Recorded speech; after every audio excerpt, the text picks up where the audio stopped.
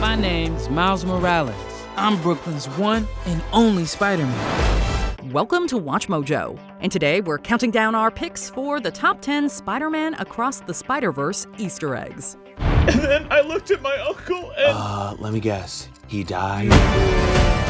For this list, we're looking at the coolest references, in-jokes, and sneaky details from what might be the most jam-packed Spider-Man movie to date.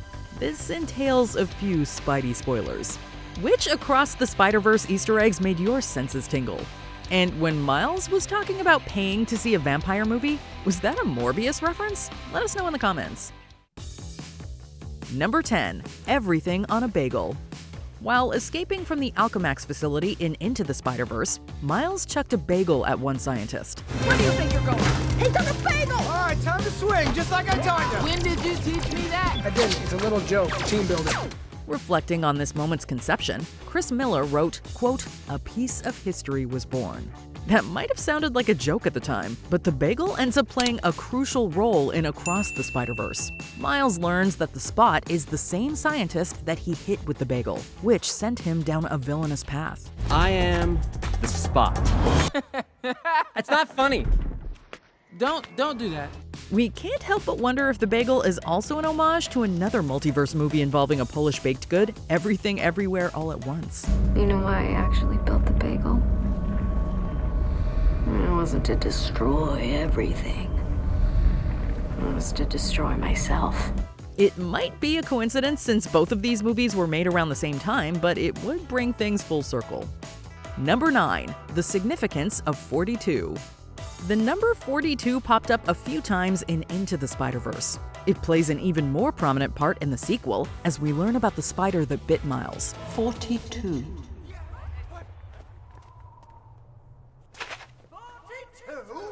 No, this isn't a Hitchhiker's Guide reference, but the number does encompass a hidden meaning. It pays tribute to Brooklyn Dodger Jackie Robinson, who became synonymous with his number 42 jersey. Robinson was also fittingly portrayed by T'Challa himself, Chadwick Boseman. You give me a uniform. You give me a number on my back. I'll give you the guts. In many respects, Miles' arc in Across the Spider-Verse mirrors Robinson's story. Both are skilled individuals who seek to join elite teams. Despite their talents, both are told that they don't belong. Both must go the extra mile to prove they're worthy of the uniform they wear, taking control of their destinies. Everyone keeps telling me how my story is supposed to go. Nah, I'm gonna do my own thing. Number 8. Comic Code Authority. Like Into the Spider-Verse, this sequel dishes out a retro Easter egg before the plot even gets rolling. This was still the time of the Comics Code. Comics Code had been instituted in the 50s because people were afraid that the youth of America was being corrupted by these evil comic books. Following the studio logos, the film is given a stamp of approval from the Comics Code Authority. The CCA was introduced in 1954 to ease moral concerns surrounding comic book content after psychiatrist Frederick Wortham challenged the medium in the book Seduction of the Innocent. The seal was officially abandoned in 2011, with publishers finding it dated. Stan said he'd like to run the book without the code seal. Really? Wow.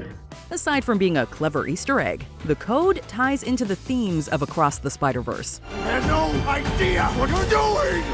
Spider-Man 2099 could be seen as a censor trying to control what Miles can and can't do. Whereas other Spider people follow Miguel O'Hara's strict rules, Miles is determined to write his own story. Number 7. A No Way Home nod. Miguel O'Hara has his hands full keeping so many universes from collapsing. He apparently didn't have time to intervene in Doctor Strange's memory spell, although he is aware of that multiverse-shattering event. I think it's better we don't engage with them because, frankly, the multiverse is a concept about which we know frighteningly little. The multiverse is real. During his introduction, Miguel not only references Strange, but also Tom Holland's Peter Parker and Earth 1999-99, where the MCU takes place. Don't even get me started on Doctor Strange and the little nerd back on Earth 1999-99. Other than this meta-gag, co-director Kemp Powers says that the Spider-Verse is, quote, not tied into the Marvel Cinematic Universe. However, as Miles makes a break for it, he crosses paths with a Spider-Man bridging a gap together. There's nowhere to run. Sorry.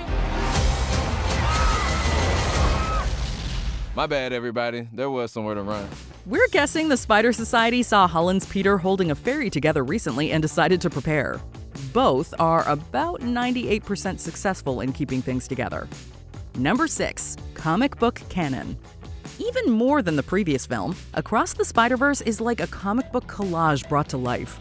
So it only makes sense to work several iconic covers and panels into the narrative. We are supposed to be the good guys. We are. Amazing Fantasy number 15, which first introduced the web-slinger, makes another appearance here. As Miles is given a lesson on the essential plot points in any Spider-Person story, we're treated to an assortment of familiar drawings. Miles, there's moments in our stories that are the same for all of us. Some good. Did you bring our baby to another fight? I knew I was gonna regret making her that web shooter. You asked me not to, so I wouldn't. Some bad. Of course, there needs to be a moment where our hero loses sight of their purpose, as exemplified through Peter abandoning his suit in Spider-Man No More. I'm Spider-Man. No more. For all the pain, there's room for romance in Spidey's life, with an image of Peter and MJ's wedding popping up. It is a carefully crafted web of the comic canon. Number 5. Into the RAIMI-VERSE. Uncle Ben's death is another defining moment in the journey of almost every Spider-Person. For many audiences, the version that hit the hardest was in the 2002 Sam Raimi film. Over here, Uncle Ben.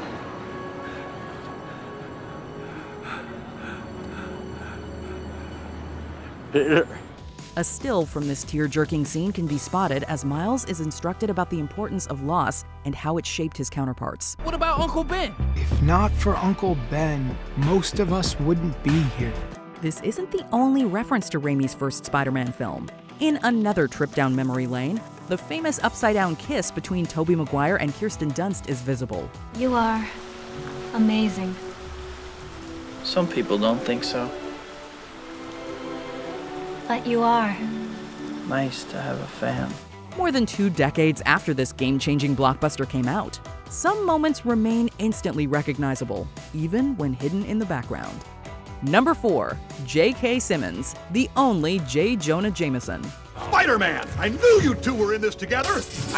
Hey, kiddo, let Mom and Dad talk for a minute, will you? You can recast Spider-Man every several years, but as far as we're concerned, only one man can play J. Jonah Jameson now.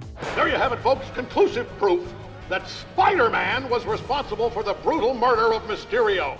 As we swing from one universe to another, we encounter various incarnations of the hot-headed Daily Bugle editor. One is seen on TV, another is heard on the radio, and a Lego version sits behind a desk barking orders. What do these Jamesons all have in common, other than a short fuse? J.K. Simmons. The actor once again reminds us why he is the definitive Jameson, voicing every incarnation of the character here. The Lego version even spouts a line from the 2002 film, demanding that Lego Peter get him a decent picture of Spider-Man. Tomorrow morning, Spider-Man, page 1 with a decent picture this time. Move Conway to page 7. There's a problem with page 7. And make it page 8 and give him 10% off. And make it 5%. That can't be done. Get out of here! Flesh and blood or plastic, Simmons is Jameson. Number 3. The Spider-Mobile Strikes Back. Spider-Man doesn't need a vehicle, as swinging from skyscraper to skyscraper is the most convenient way to get around New York. So it is baffling/hilarious to think that the character had a red and blue Spider-Mobile at one point in the comics. Here's a brand new Spider Buggy.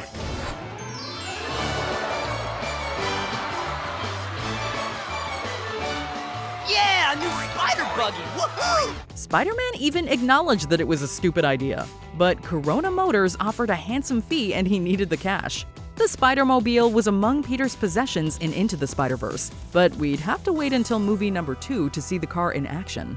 Dude, was yours anything like this? Mine was like this, but take away the Jeep, plane. Imagine it way smaller. Imagine a futon. I feel sad for this guy. Visiting the Spider Society, Miles encounters a group of spider people driving in the eyebrow-raising set of wheels. But was that an inanimate vehicle or the multiverse variant Peter parked car? Either way, we hope the Spider-Mobile-like car was insured. Spidey copter? Spidey tank? Spidey inline skates and pogo stick? Number 2. A familiar Prowler. Although most of the universes we visited are animated, we take a few live-action detours. While poking around his holes, the Spot steals a pack of Venomint gum from Mrs. Chen of the Venom movies. I am happy to eat, Mrs. Chen. No, you cannot eat, Mrs. Chen. What? Well, I guess it's gonna have to be Plan B. What's Plan B? As Miles learns about how grief ties into the Spider-Man formula, we see Andrew Garfield's Peter holding a deceased Captain Stacy in his arms. You're gonna make enemies. People will get hurt. Sometimes people closest to you. The live-action cameo sure to ignite the biggest applause comes shortly after Miles arrives at the Spider Society. A variant of his Uncle Aaron has been detained. It's not the Aaron that Miles knows and loves, but Tom Holland's Spider-Man might recognize him. I don't want those weapons in this neighborhood. I got a nephew who live here. While unclear if this is the same exact Aaron Davis from the MCU, it is satisfying finally seeing Donald Glover in the Prowler costume. Before we continue, be sure to subscribe to our channel and ring the bell to get notified about our latest videos. You have the option to be notified for occasional videos or all of them. If you're on your phone, make sure you go into your settings and switch on notifications. Number 1. Spider People Everywhere. The Spider Society sequence alone is a treasure trove of Easter eggs. Comic book fans may recognize the Superior Spider-Man, but only hardcore fans will know Spider-Wolf, Spider-Horse, and the bombastic Bagman. Other unique variants include Spinneret, an alternate version of Mary Jane Watson, and Ben Reilly, a Peter Parker clone. Outside of the comics, we saw the PS4 Peter appear in person and in the game Genki was playing. You knew?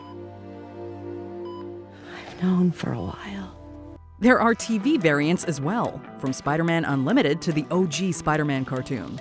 The one that got us the most nostalgic was the spectacular Spider-Man from the criminally short-lived animated series. Okay, so Marco, now tell me, the new spider signal, too much? It's my first night trying it out, and I'm just not sure it screams friendly neighborhood Spider-Man. And with all of these spider people together, it was inevitable that they take a certain meme to the next level. All stations, drop what you're doing and stop Spider-Man. Wait, you? Did you enjoy this video? Check out these other clips from WatchMojo, and be sure to subscribe and ring the bell to be notified about our latest videos.